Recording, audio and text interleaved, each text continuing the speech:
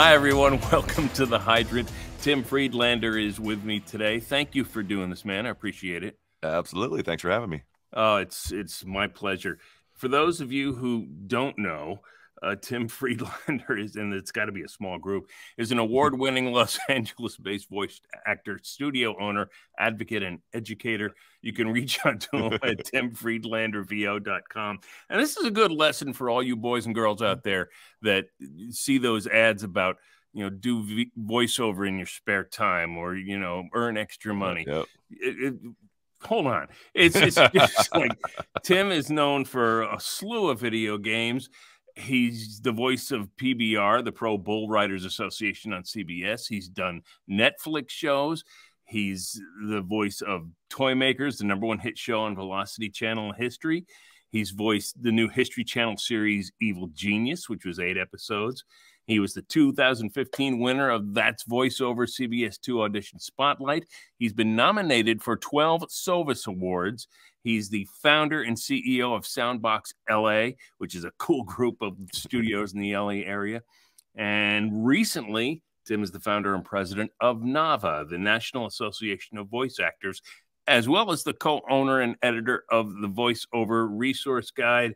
He's also a joint venture partner in the VO Weekly Workout, and he's represented by Atlas and ACM. So that's what voiceover is about. It's about being an entrepreneur and Yes. and running a business. It's not about sitting down and reading a commercial and going to lunch. So. Not anymore. Not anymore. No. Yep. Was it ever that way? For a few lucky people, on yeah, absolutely. I think at some point, decade ago or so, 2 decades ago, so. So the question that is on everybody's mind, people that know you, when do you sleep? That's I get plenty of rest, man. I take naps. I got plenty of time on my hands. It's but when you're doing the things that you want to do, it's all kind of restful.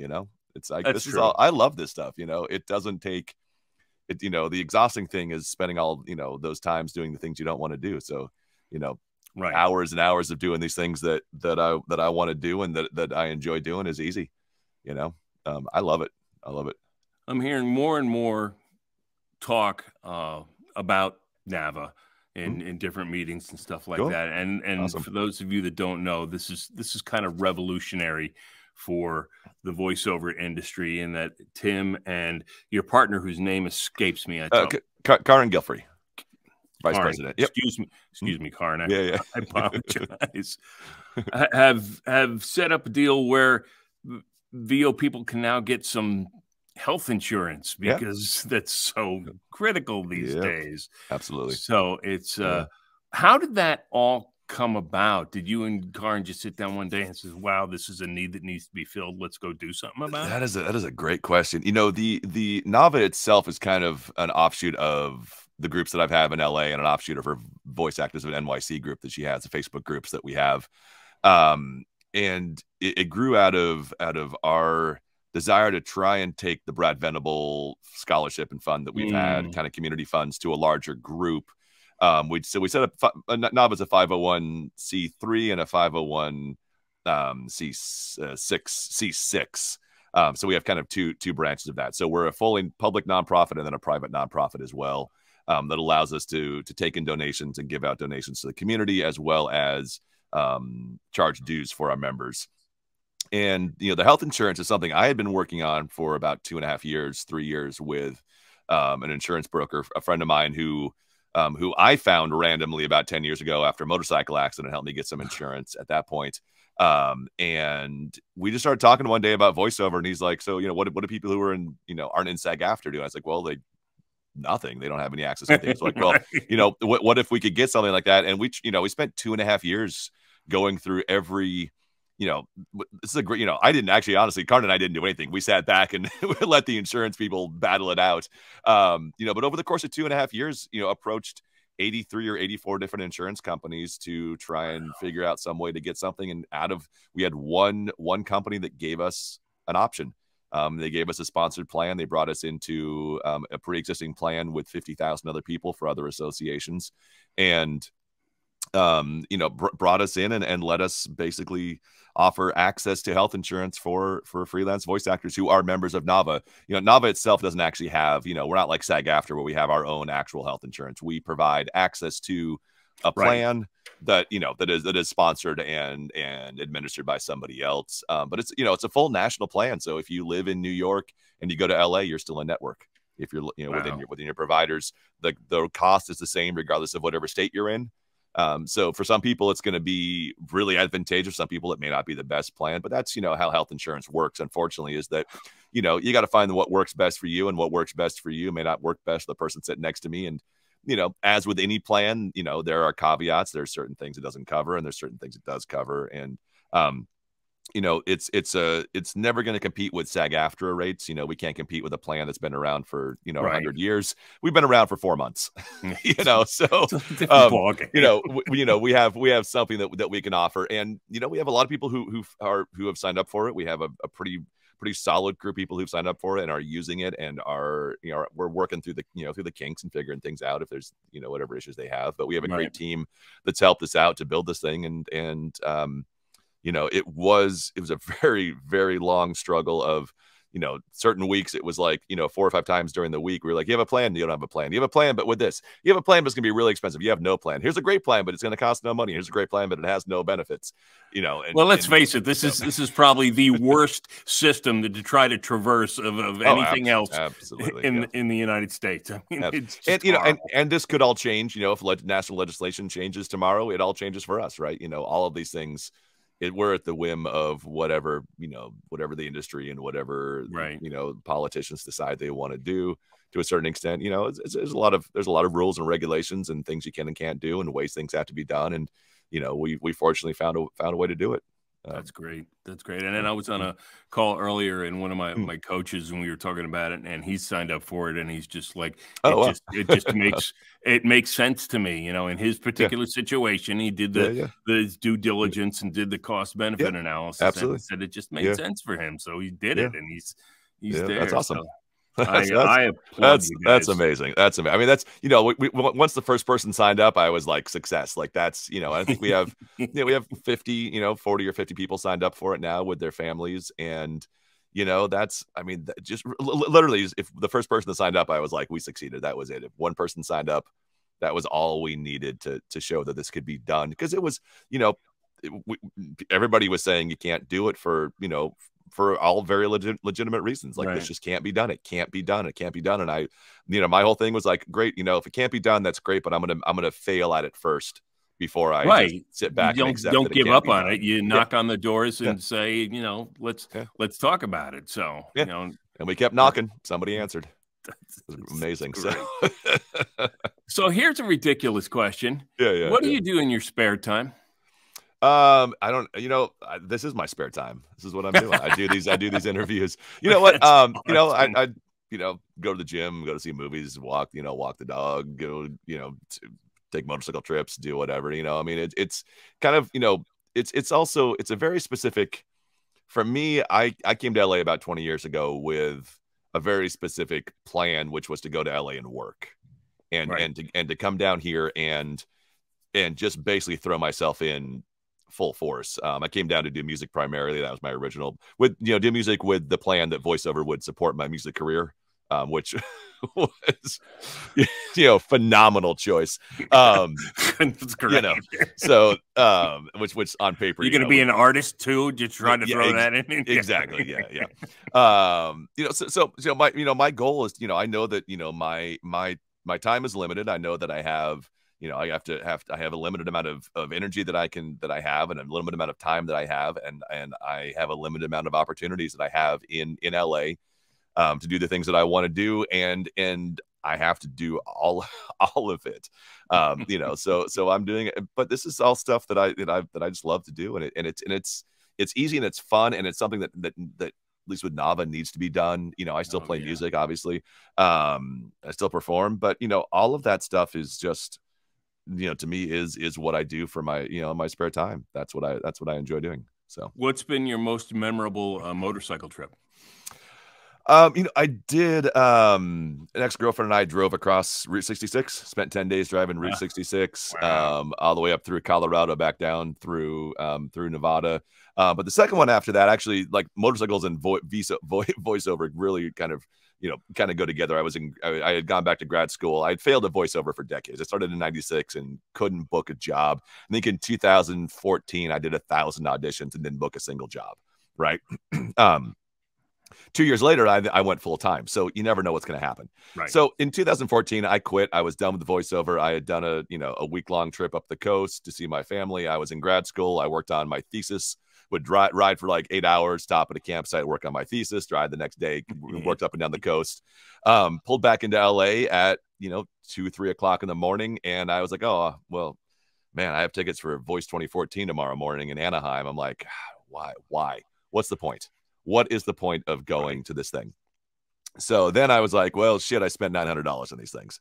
So I was like, you know what? I may as well just get myself up and go. Hopped on the motorcycle, wearing the same clothes I'd worn for the last 2 days. The fact that even anybody was willing to talk to me just still blows my mind that I didn't just smell like motorcycles and summer for 2 days. But drove down to Anaheim, ended up sleeping in the I didn't have a hotel room, so I slept rolled around the lobby for the night to try and sleep in a corner until somebody kicked me out and moved somewhere else. And ended up meeting Jason Lanier White, ended up meeting who's another voice actor in LA, met Nancy Wolfson, Chuck Duran, Joe Cipriano, all the minor players, all the people who I didn't know anything about. I was like, oh, cool, nice to meet you. Nice to meet you too. What are you doing? Oh, I'm trying to get into voiceover. Also, met a bunch of people, Mark Cashman, anybody who is, who's fairly prominent in the industry as far as coaching and training and career guidance and things along. Joan Baker, I met Joan Baker there. Scott Brick, sure. Who every one of these people now I consider a friend. Right. But I was at that point, I didn't know anybody. I didn't have any idea. I didn't have any guidance. I didn't have any clue on what to do.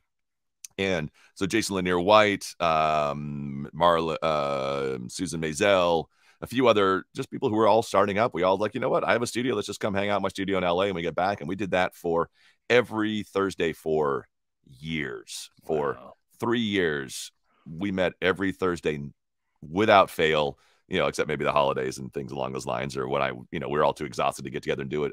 Christy Kate was one of our first people to show up, who is a big video game actress right now. She is, she's phenomenal. And she's like, hey, I heard about this group. Let me just pop in and see what's happening. We all kind of figured out the industry together. So I'm a big advocate of community because it's been so much of the basis of my career, and that community turned into these studios. Right. I had these studio people like, oh, I've been auditioning, I've been training here. Can I come do a session here? And I was like, I guess you can do us. I don't know. I guess so. Why not? Somebody's like, I need ISDN. I'm like, well, I guess I'll have it next week when you come back. I don't have it now. Let me see. So the studio was built on, the needs of the community, which I always say, had I set out to launch a studio, I would have failed, dramatically, because you would have done what I would have tried to put together a studio based on what everybody else has done, and I didn't. I put together a studio built on what people needed. And that's the key. That if you can fill the need, and you've got there's 4 different studios now, right? We have three that are open. One in Colorado that's still closed from kind of offshoot of COVID. We had 6 at one point. COVID shut us down. We just opened a new studio, brand new custom built studio in Woodland Hills that Carson Beck runs. We opened that. We're in about our second month of that, and that's been just phenomenal. Paula Tiso and Paul Mercier, who are great voice actors, run our Woodland, the West Side location, and then we have one studio in Colorado that will be up and running, hopefully at some point, potentially. But we're all it's just these studios built at our houses. That's what we have, right? They're all custom built facilities that we're in, but they're in the back of our house. And that, for really kind of high profile clients, and during the COVID pandemic, it was a phenomenal. We were prime. Oh God, you were probably busier than you knew what to do with. Last 2 years have been the busiest we've ever had. Yeah. Because we're small, we're nimble, we can. We have a custom. At least my studio has a custom disinfecting system that we built in that allows us to turn the studio around quickly. We have company Safe Disinfecting Inc. built us custom UV disinfecting system for the studio that we have. So you know, I feel not only that we're safe, but then we can turn around the studio quickly and safely as well. Right. Which is nice. So. That's awesome. That is just awesome. Good for you, man. That's great. Thank you. Let me ask you some of these ridiculous questions. Yeah. And see where this goes, because I never know. What breed of dog would you be? Oh, pit bull. Absolutely. Yeah. I love pit bulls. Yeah. We've had 3 of them. So nice. Just lost mine. Just lost mine about a month ago. Oh, I'm sorry. Lost Joe. So she's in the Baz little memorial to her back there. So yep. I remember seeing the post about that. Yeah. She was actually, it's interesting because she's the studio's never existed without her. She was here for the entire, had her for 10 years in the studio. So, got her a week after my motorcycle accident. So I got a new motorcycle and got a dog. You need someone to take care of you. Yeah, exactly. Yeah. Yep. What song should play every time you walk into a room? That is a good question. My favorite song, probably Black by Pearl Jam. We'll go with that. Okay, it's a gret ballady tune. I don't know. Yeah, that's cool. It takes its time to either that or some Santana. I'll go some Santana too. So as long as you didn't say Jeremy by Pearl Jam, I'm right. Okay yeah, right. That would have frightened me. That's a whole other conversation. Yeah, right. What are you most likely to eat after a stressful day? Sunset pasta from Bossa Nova. There you go. It's fettuccine with asparagus and chicken. Oh, cool. And a giant piece of cheesecake. We'll go with that. Right on. What movie makes you laugh no matter how many times you've seen it? Let's go. How about Real Genius? That's going way back. Some Val Kilmer. Goes way back. Yeah, sure. Some Val Kilmer. Yeah. What's one thing you cannot live without? You know what? I don't think there's anything. I don't know. I don't think there's anything that I have. I think I have lost and given up so many things over the years that I think that there is nothing that I truly can't find a way to survive without. Great answer. What's your favorite curse word? Oh man, they're all equally up there, but I say the F word a lot, man. That's it's so apropos for almost every situation. It works. It was Jen Henry who said that you can have an entire conversation with just that word. That and the word dude. So you could really kind of get through every situation. We could do Fast Times at Ridgemont High, the sequel. Yeah, right, exactly. Yep. If you were an ice cream flavor, what would you be? Chocolate. Straightforward. Keep it simple. Yep. Who would play you in a movie about your life? Nicolas Cage. Because I would play him in a movie about his life. You know what? That's perfect. I can't do anything better than that. You're absolutely right. All right, let's do some either or things. I'll give you 2 things. You give me your preference. Yeah. Bananas or watermelon? Watermelon. Library or museum? Museum. Flintstones or the Jetsons? Jetsons. Toilet paper, over or under? Irrelevant. That's it. It's like black or white. People either just don't give a shit or they're absolutely militant about it. I just don't care. Yeah. As long as it's there. That's right. That's the important point. Yep. Beatles or Rolling Stones? Beatles. Bewitched or I Dream of Jeannie? Bewitched.